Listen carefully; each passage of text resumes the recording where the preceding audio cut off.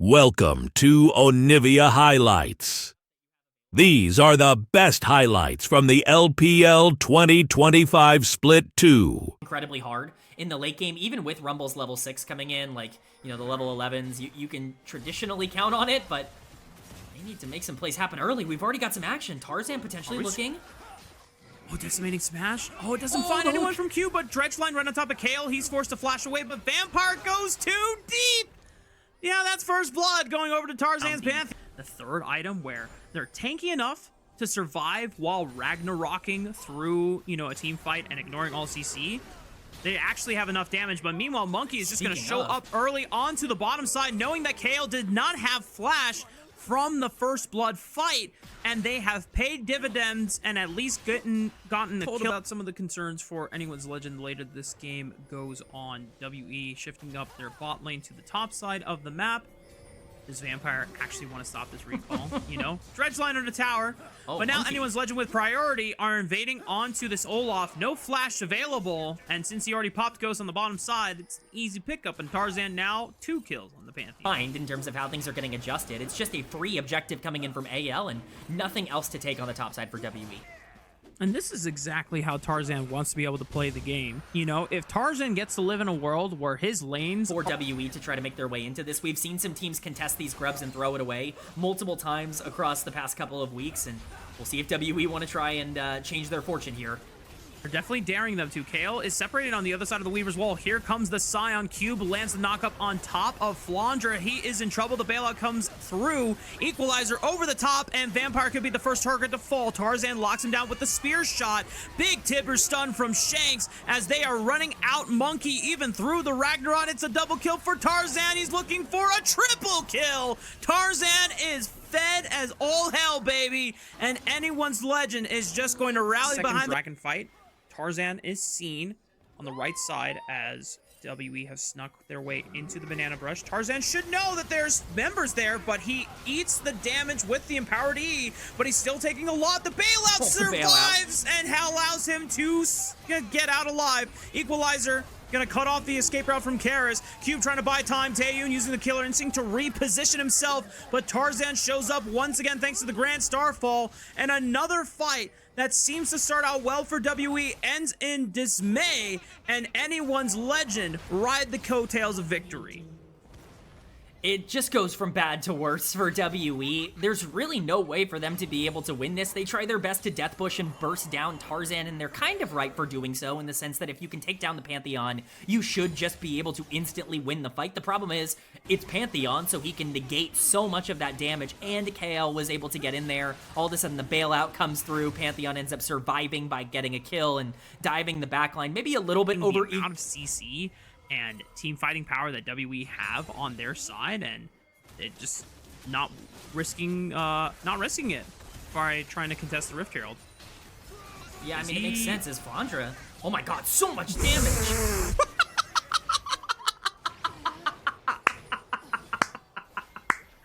Oh no, Team WE. They thought they had it. Being able to turn it around, Flandra and Shanks just roasting them both on a spit. 2v2 solo kill as Cube now forced to run away. Tarzan was willing to burn his flash just to cut off the escape route, but doesn't get a chance to lock him down. Flandra TPing to the bottom side of the map.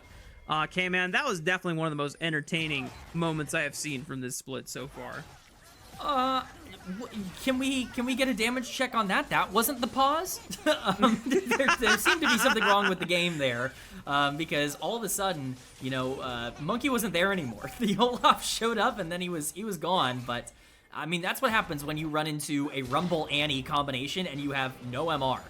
That's going to be a bit of a problem for the Olaf here. So, you know, he's still level 10. We'll see if he can start taking some camps and start leveling up. But you know, things are getting harder and harder, and we can see highlighted on the bottom of our screen here, Rumble, 10 stacks on, don't say it, but a Magi's here for Flandra. We will see what he wants to do with that item moving forward. You almost never see this on Rumble, so really excited to see how aggressive he's going to want to play out the back half of this game, but certainly setting himself up to be a bit more useful than maybe we expected. Shanks might even feel adventurous to go for a BM book too. He's got 10 stacks on the Dark Seal. At this point, depending on what kind of gold he's sitting on in his pocket, he might say, yeah, screw it. I'll just buy a Medjai Soul Stealer for myself. WE are going to get a chance to get some gold back into their pockets, and that definitely indicates they were in dire straits with the pity prizes and the objective bounties being procced there for the T1 turret on the top side. Cube at least has dissuaded them from taking the dragon, but Tarzan is now here, and now this Scion has nowhere to go. And the rest of anyone's legend going to pick up another kill for themselves. 12-4 overall, 4,000 gold on their side in advantage. And WE just trying to do whatever they can to claw their way back into this game. It looked a little funny at the start for AL because they had two members just getting completely pushed off by a Scion by himself, but they were just allowing him to overextend and push way too far forward so that they could capitalize with the Pantheon ult coming in. They figured it was a pretty good time to use it considering they could get this dragon as well as the kill onto Cube. So overall, just another fantastic pickup for AL, and it's once again just their tempo and their pressure that continues to put them ahead. That's what Tarzan's the best at. When, you know, people have made fun of me, you've got to make a play happen, and you've got to make it happen soon. Who will face check first on the side of WE? Karis at least gets vision in front of Otacon, but no one can get there in time. So it's an easy secure for the side of anyone's legend. They're going to work their way back to the mid lane.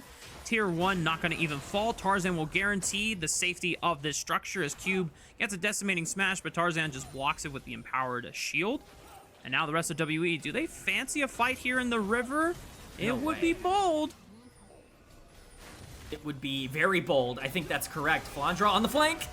Okay, Ragnarok at least ignores the stun, but the hostile takeover catches 3 in the pot on Tarzan with a quick Q flash. Slays members from the side of Team WE. A double kill for Flandra thanks to the power of that equalizer and the flame spitter burning Taeyun to a crisp. Tarzan will go down, and it's a big gold bounty secured for Team WE, but at what cost?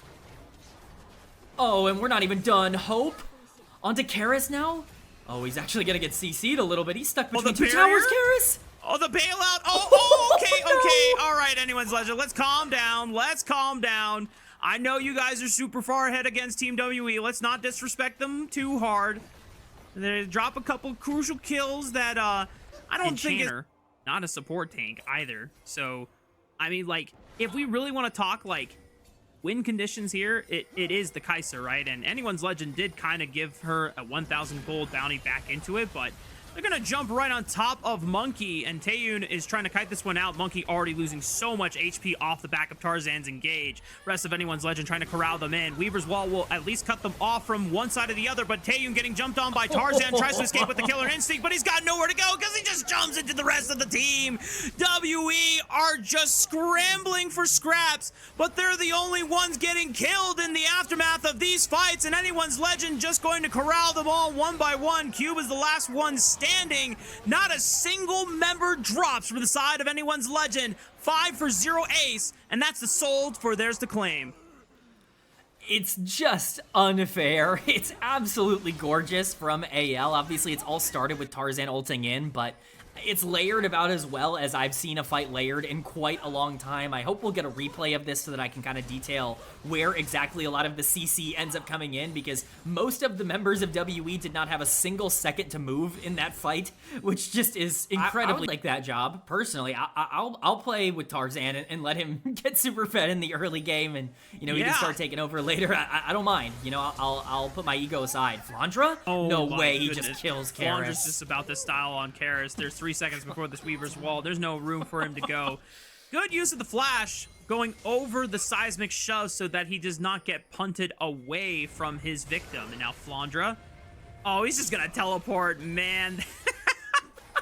Monkey knows it too, and because they spot Monkey on the bottom side of the map, anyone's legend saying, well, hey guys, jungler's bot side, this is a free Baron for sure. And we're approaching the 10,000 gold point. Yeah, we're now at 11,000 gold advantage, and Tarzan finds Taeyun. He should just be able to solo out this AD carry. Yep, thumbs up. Taeyun knows that this game is chalked, and anyone's legend are just a couple moments away from being able to run it into the base of WE and take the first game of the series. So let me get this straight. The play for WE is we are going to invest into the bot lane. We are going to try and pick off this Rumble. It ends with the Rumble getting a solo kill, with AL getting Baron, and then your AD carry getting caught in the middle of the map with no one else around. Yeah, not looking particularly good for WE. Not the play I would have made. Double inhibitors falling here mid and top, and they can keep going. It looks like they do want to try and push to end the game, but are they going to be able to do that? Death timers are very short. Taeyun up in 5. AL are definitely going to try.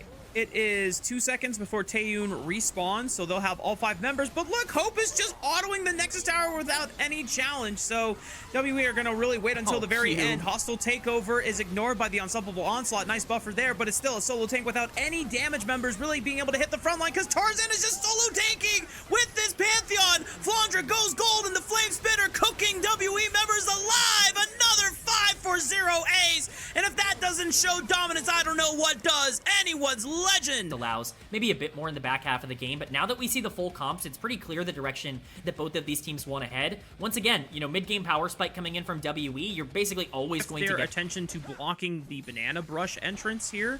The dragon is still leashed. 1800 health. Tarzan is walking around. He can still walk in and just yoink this away from Monkey. It's going to be a 50-50. 3-4, 800 HP. It is secured by Monkey, and KL might have gone a little too far forward. Tarzan trying to pick his targets wisely here. Vampire is the one that is super low. Flashes away to safety. Tarzan could be in trouble. Will flash over the wall, but now Shanks is here for the party. I think he already used the shockwave. But the rest of WE are just going to make a clean getaway and not drop a single man. Huge win there for WE. We talked about how they needed to pressure early because I think no real way to contest this if you're WE. You spent quite a few resources on the top side there. That being said, they're in the area. Monkey's still here. We've seen teams throw it away here before. Will they do it again? Realm Warp is coming in so that Karis can get there much quicker, I should say. Tarzan is forced to flee. Monkey will try to secure this last grub for himself, but he doesn't have a smite. And a teleport is coming in. Cease and desist right on top of Monkey. Grand entrance and the shockwave carrier system, but Monkey punts the ball away with the Crescent Guard. Tarzan is the first one to drop. They equalize it by finding Vampire in the back, but it definitely could have gone worse for wear on the side of WE. The fact that Monkey survives is at least a nice consolation prize, but anyone's legend forcing WE. Remember, this is the part of the game that I think they are arguably at their strongest. You're starting to hit your first item power spikes on Xin Zhao and on Jin here. That's going to create a situation where they should be able to fight, but AL are going to be first to the position. Yeah, Vampire jumps onto the Rakan, but now gets charmed up by the quickness. Vampire trying to flash away. The rest of anyone's legend turning on to Monkey. Crescent Guard keeps some range damage away, but Shanks just walks up and down, smashes the flash. Featherstorm from Hope will ensure that Vampire falls, and Karis without a flash means that he cannot escape the shockwave this time around. Anyone's legend just cleaned out 3 for free. It's a disaster for WE. It's completely separated from them. They don't have any sort of cohesion or synergy in that exchange. It looks like Vampire wants to go in, but again, no lockdown because that Solar Flare has already been used. There's no Leona ultimate to be able to capitalize on, and so the Leona ends up going in, gets bursted down, and has to run out. Monkey then follows up and tries to get a 3-man knockback with his ult, but ends up just in the middle of the rest of the team. We're going to get a chance to see it here. They look like they catch out Kyle early on in this fight, but again, look at the damage that's coming down. The lockdown coming in on Vampire. He has to flash out. There's nothing else to do. Monkey, at this point, just tries to accept the fact that he's going to die after getting hit by the Rakan ultimate, and at this point, you're just completely separated. There's no damage coming in, and it's really nice follow-through from Shanks. I want to give him a lot of credit on this as well for his positioning on the Orianna, but Cube now just getting solo killed. Okay, well, maybe the 369, or not 369, Cube Cassante pick is cooking, potentially, you know, a permanent advantage being given. Especially since Cube is not able to continuously hammer down the advantage or bring even more members to make it accelerated. Now, KL opening up and engage here for Tarzan, still holding on to the cease and desist, using the charm of the quickness. The shockwave pulls them right back in. Flandra has teleported to the fray, and someone just got sent up to high heaven, and Monkey comes crashing back down to earth alongside the rest of WE, and now Karis is on the run, forced to flash the Dark Procession. The rest of anyone's legend are grouping up strong on the top side. There's no objective for them to take, and the only thing that Cube can do is take a tier 1 turn on the bot side of the map.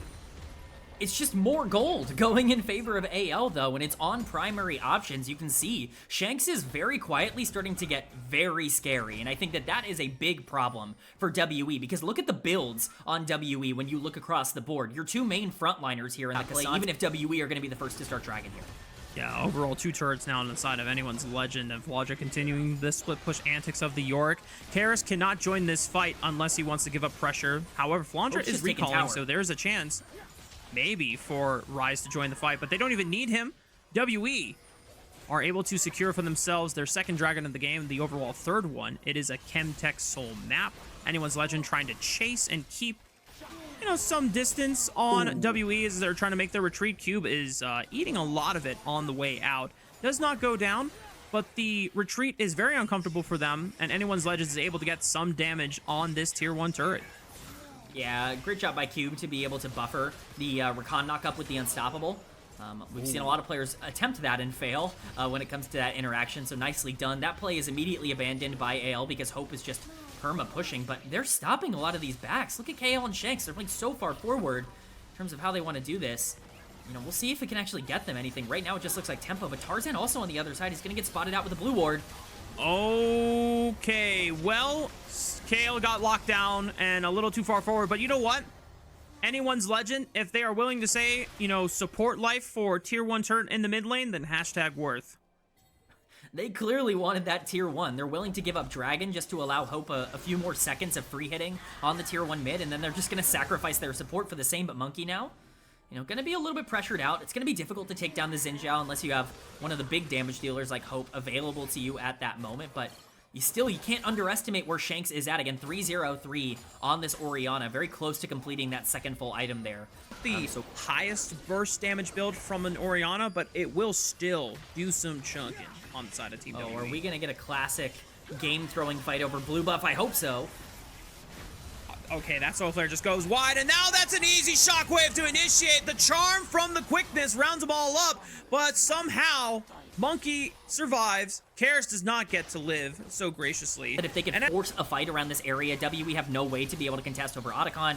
Obviously, things go pretty disastrously for WE, but again, I don't imagine things getting better. We even saw part of the Wombo there. You hit a shockwave on 2 members. Tier 2 tower, and they're continuing to take advantages everywhere.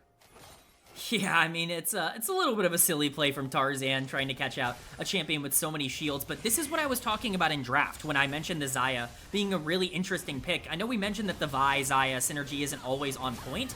I'll have to get to my point later, though, as a fight going on here. Shockwave again, and Cease and Desist guarantees the finishing touches on both Vampire and Karis.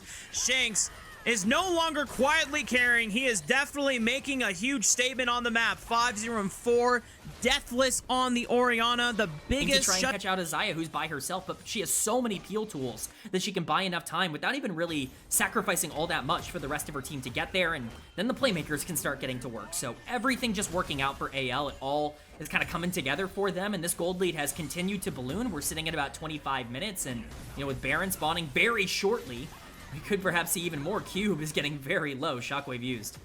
Yep.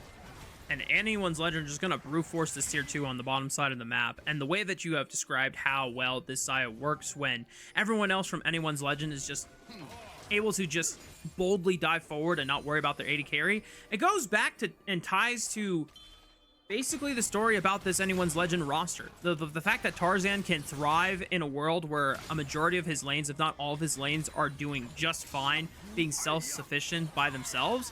Tarzan is able to play the map as efficiently and as optimized as possible, and it gives him pretty much freedom in dictating the pace of the game, as now the rest of Anyone's Legend pressuring WE out of this river, and Vampire, unfortunately, is just too far forward and too slow on the Leona to escape. Lock of the Irons are already used. Crescent Guard will pump back one. It's a 1-for-1 trade, and now the Featherstorm is going to allow Hope to reposition. Tarzan may have gone a little too far forward. Maybe this is a chance for WE to really capitalize. Shanks will survive as Monkey looked for the finishing blow, but Hope does fall, and wait a minute, Anyone's Legend might have just been caster cursed because WE have just found the best fight they could have asked for this game.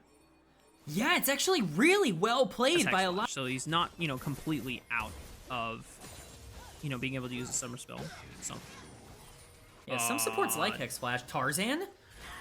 Looking for the flank. Oh, Oh, no it's way. Taeyun is the target, and KL tries to flash forward with the quickness, but Taeyun is able to distance himself with the flash. I mean, yeah, no one can follow through. He's way too deep, and now he's able to re-engage the fight with the curtain call. Karis with the Realm Warp is going to bring everyone else back in. Hope tries to reposition with the Featherstorm. Shockwave only hit one member, not that much damage. Monkey trying to survive, falls to Flandra on the Yorick, and he's able to make the difference here. And now Cube is separated from the rest of his backline because no one can step up to the Maiden. Flandra being able to be the big equalizer, and Hope flashing forward after Karis will ensure that this Rise doesn't get the machine gun them again. Anyone's Legend still maintaining Tarzan. To show how strong these members were on the back end of it. It looks like they're going to be able to get Baron off of this as well, which is absolutely ginormous. We'll see if they want to wait a little bit of time to try and get it onto Shanks. Nah, they just want it now. Facilitate the rest of Yorick's damage as well, and that means that the overextension then made by WE ends up getting incredibly punished, and it's not just Baron. It looks like it's going to be Soul Point going over to AL as well. Gold advantage in favor of Anyone's Legend. Yeah, and so much of that is in the mid lane right now. Again, Shanks is in such a dominant position. One bad misposition from WE, one big shockwave, and the game is just instantly over. You have to be so careful in AL. They're going to look to try to pressure it here as they push down the mid lane tower. Yeah, Flandra, meanwhile, pressuring bot side thanks to the powers of Yorick and the Maiden. Has he even popped the Maiden yet? No, not quite. You know, he's just using the empowered Baron minions and this wave pushing in. Maiden now being summoned. Solar Flare not really doing anything against Anyone's Legend. No one was forced to burn any summoner spells or active items. It really seems like Cube is taking a lot of damage from this Maiden. Meanwhile, Anyone's Legend now pressuring the mid inhibitor turret. There's the shockwave! Monkey forced to pop the pressing guard. Will be able to escape. Vampire, not going to be the case. And Anyone's Legend now working with a 5-on-4 guaranteed for the next 30 seconds. Yeah, they're going to be able to take 2 inhibitors at the bare minimum here. It will be mid and bot going down. We'll see if they want to stay for more. It is a 4v5. They are going to push in here. Oh, yeah, baby. Let's see how far Anyone's Legend can go for the next 20 seconds. Cube taking a lot of damage. Cease and desist right on top of Taeyun, and he is exterminated. Hope with the feathers will rip it out of his back. Taeyun bites the dust, and the rest of Anyone's Legend will clean house on any remaining members from WE that tries to step up and square up. Shanks flashing backwards, just guaranteeing his life, but that is the series, that is the game. Anyone's Legend sweep WE 2-0. And it might...